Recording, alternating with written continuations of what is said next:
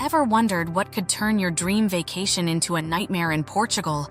Well, doing any of these things just might. Hola and welcome to Remote Life Portugal, the ultimate guide to navigating this beautiful country without stepping on cultural landmines. Today we're exploring the do's and don'ts that could make or break your Portuguese experience. From respecting the powerful Atlantic waves to understanding the local dining etiquette, we've compiled everything from first-hand experiences as we've spent over a decade living here. This video isn't just a list of warnings, it's your insider's guide to enjoying Portugal responsibly and respectfully. Watch on to ensure your visit is as smooth and enjoyable as possible.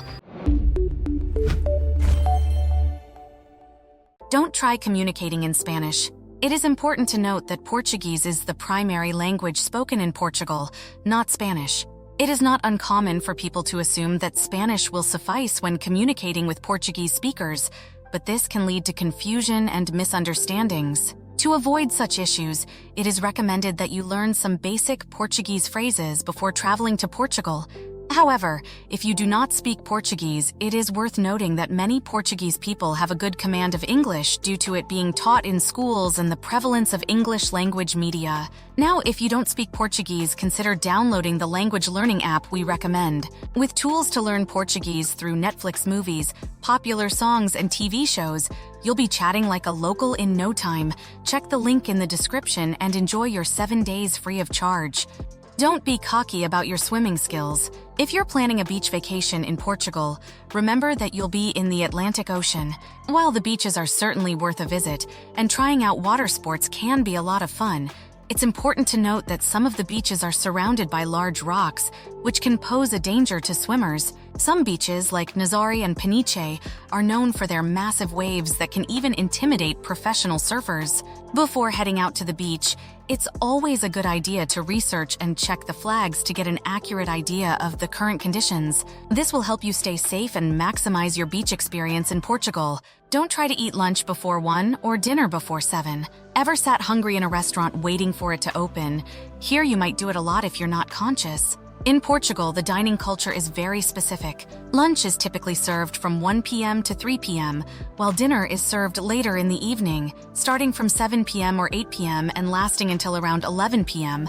However, it's important to note that the exact timing of meals can vary depending on your region or city. So, if you plan to dine out while visiting Portugal, check the local customs and timings.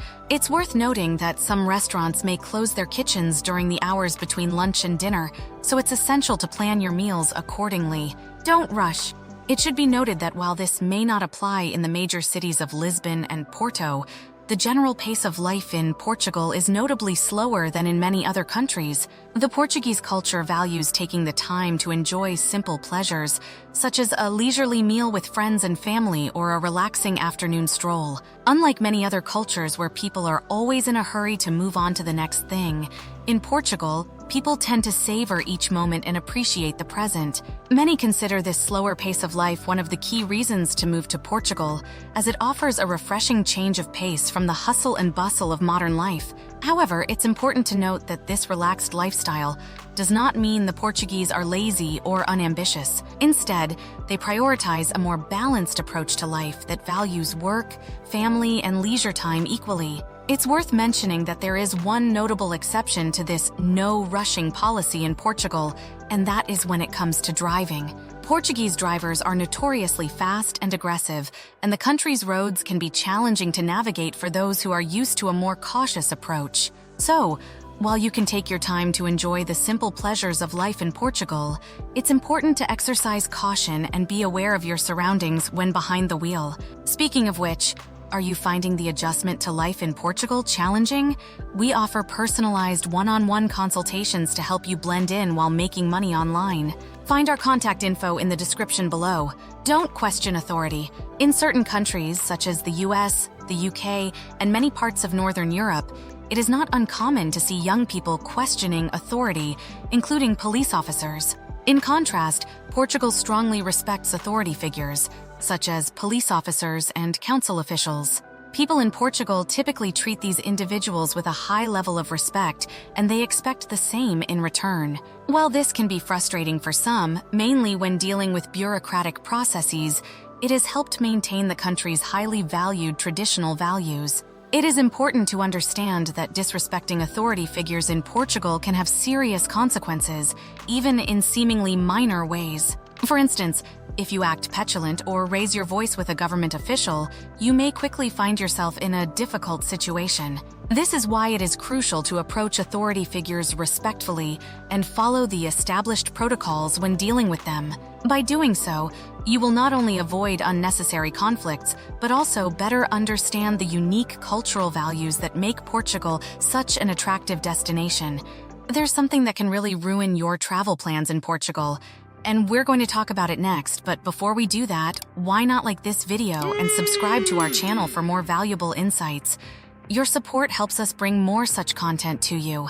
Don't leave accommodation to book at the last minute. Portugal has become an increasingly popular travel destination over the past few years, and this means that some of the best places to stay can be fully booked months in advance. If you plan to visit during the peak months of June through August, planning and securing your lodging as soon as possible is essential to avoid disappointment. On the other hand, if you're traveling during the off-season, which runs from November through March, you'll have much more flexibility in finding accommodation. In this case, consider booking your first few nights in advance and then plan the rest of your trip as you go along. This approach allows you to be more spontaneous and take advantage of unexpected opportunities during your travels. Regardless of when you plan to visit Portugal, researching ahead is always a good idea to find the best deals and accommodations that fit your budget and preferences. With some planning and flexibility, you can have a memorable and enjoyable trip to this beautiful country. Don't assume things are free. In many restaurants, servers often bring a small selection of appetizers such as bread, butter, olives, and sometimes cheese to diners before their meal. These items are known as Couvert and are not usually included in the meal price. Therefore, it's important to remember that if you choose to partake, these unordered items will always be added to your bill. It's worth noting that the cost of a Couvert can vary depending on the restaurant and location. However, prices typically start from around $2 per person and can increase from there. If you do not want a Couvert, it's important to decline politely. A simple "no thank you, now obrigado." This will signal to the server that you do not wish to have the appetizers, which will be taken away, ensuring you are not charged for them. Don't get too distracted. Things can get messy here too. Portugal is considered a safe country to visit and has a relatively low crime rate. Violent crime is extremely rare, making it an ideal tourist destination. However, it is worth noting that pickpocketing and bag snatching are common in some areas, especially when traveling on the trams or metro in Lisbon or Porto. It's essential to watch your belongings, particularly during crowded peak times, as thieves tend to take advantage of the hustle and bustle. Also, avoid using your phone in public as it can attract unwanted attention. Taking extra precautions is advisable if you're out and about at night. Be cautious when walking around empty streets, regardless of where you are. And consider taking a taxi. It's always better to be safe than sorry. Car break-ins can also occur, and rental vehicles are sometimes targeted. To prevent this, don't leave anything of value in your car, not even in the trunk or boot. Opting for public transportation is an excellent way to avoid such incidents. By embracing public transportation, you can enjoy your trip to Portugal without worrying about theft or break-ins. Don't take unauthorized photos. Do you like to capture every moment while traveling? Taking photos is an excellent way to capture memorable moments.